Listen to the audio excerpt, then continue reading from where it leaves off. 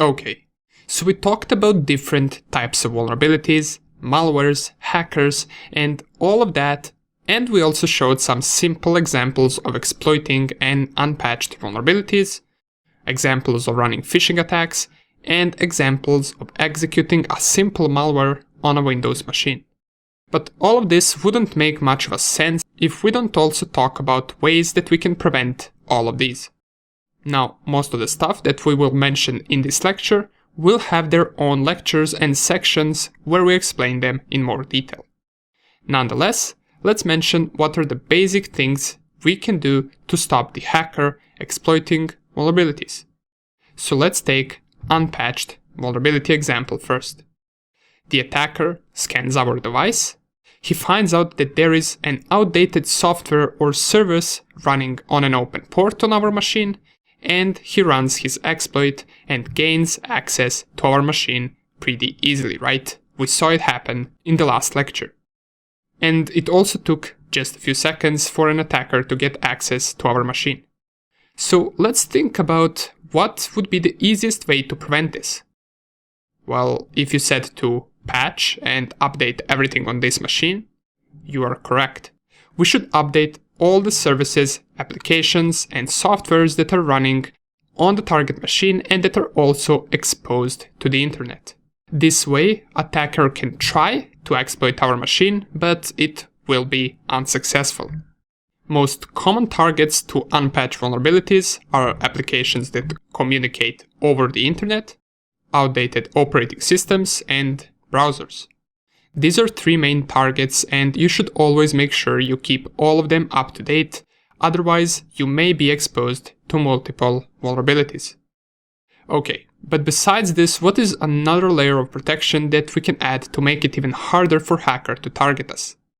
Well, we can always add antivirus software and we can set up a firewall to protect ourselves, since firewall can filter all the incoming and outgoing traffic on our machine or network, and it can also notice if some request might be malicious and drop it right away. A good antivirus software can help in malware detection on the system, and it can also sometimes prevent live attacks or live exploits. Imagine that you actually did have a vulnerability on your system and the attacker tried to exploit it. A good antivirus software might actually catch this and prevent your device from running the attacker code. Besides protecting devices with all of these things, you should also share common attack knowledge with your employees in case you have a company. This can also be sharing knowledge with your colleagues or pretty much with anyone who can be a target to an attack leading to your important data being compromised. They should be familiar with phishing attacks, how to recognize one. They should know not to input any important data on an untrusted application or website. And stuff like not plugging in unknown USB device into an important system should be a no-brainer, but should also be mentioned since many people out there don't really know the possibilities of getting exploited.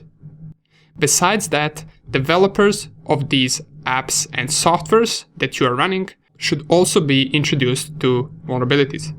Every application in production should be tested for bugs before putting it up online, especially the user input parts of the application, since that is something that requires special attention, since user input is where 99% of the attacks can come from. Application should be able to process any kind of input and not crash or act as it's not supposed to act. And last but not least, the application should not have higher privileges on the system than it needs. There is no need for parts of application to run with root privileges if it does not require root privileges at all. Okay, this would be briefly about preventing vulnerabilities overall.